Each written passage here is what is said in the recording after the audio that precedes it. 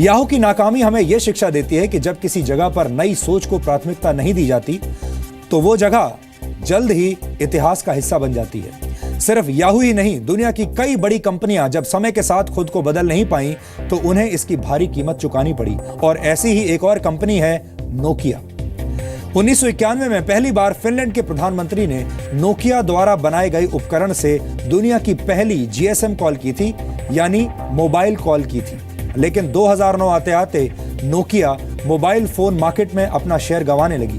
Nokia के साथ समस्या यह थी कि वो ऑपरेटिंग सिस्टम्स में हो रहे क्रांतिकारी बदलाव की ताकत को पहचान नहीं पाई और पुराने ढंग से ही चलती रही। इसके बाद खराब दौर से गुजर रही नोकिया को वर्ष 2013 में माइक्रोसॉफ्ट ने खरीद लिया। इसी तरह सन 1888 में दुनिया के पहले कैमरे का निर्माण करने वाली कंपनी कोडैक भी समय के साथ खुद को नहीं बदल पाई और कैमरा बेचने के मामले में दुनिया की कई कंपनियों से पिछड़ गई।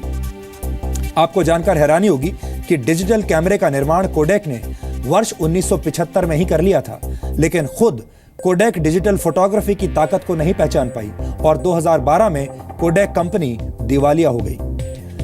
ब्रिटिश लेखक जॉर्ज बर्नार्ड शॉ ने कहा था, progress is impossible without change and those who cannot change their minds cannot change anything. यानी बदलाव के बिना तरक्की हासिल नहीं की जा सकती और जो लोग वक्त के साथ अपने सोचने का तरीका नहीं बदल पाते वो कुछ भी नहीं बदल सकते, यानी वो कुछ भी नया नहीं कर सकते। याहू, नोकिया और कोडैक जैसी कंपनियों को चलाने वाले लोग वक्त के साथ अपनी सोच को बदल नहीं पाए और शानदार शुरुआत के बावजूद वक्त से पहले इतिहास का हिस्सा बन गए। 1970 के दशक में प्लास्टिक इंडस्ट्री ने हिंदुस्तान के अंदर कदम रखा था।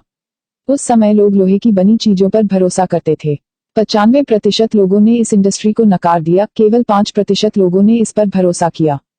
आज वो 5% करोड़पति हैं। इसी प्रकार 1980 के दशक में कंप्यूटर इंडस्ट्री हिंदुस्तान में आई।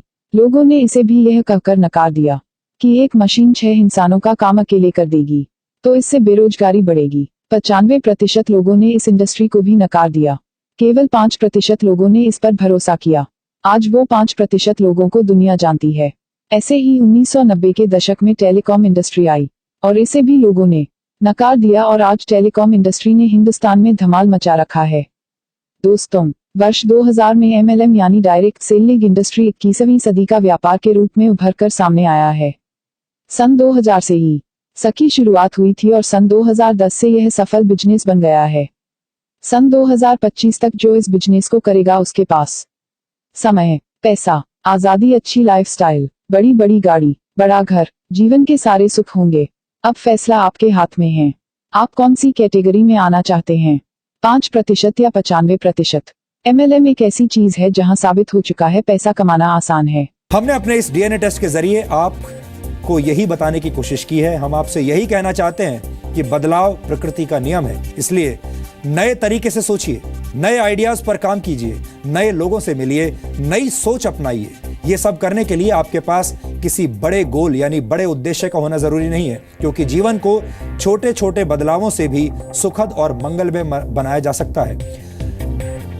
होना यह चाहिए कि आपके पास एक उद्देश्य होना चाहिए, चाहे वो उद्देश्य बड़ा हो या उद्देश्य छोटा हो, लेकिन उद्देश्य होना जरूरी है। इसलिए हम चाहते हैं कि आप रोजाना एक जैसा जीवन ना जिएं, हर दिन कुछ नया करने की कोशिश करें ताकि आप इस दौड़ में पीछे ना रह जाएं।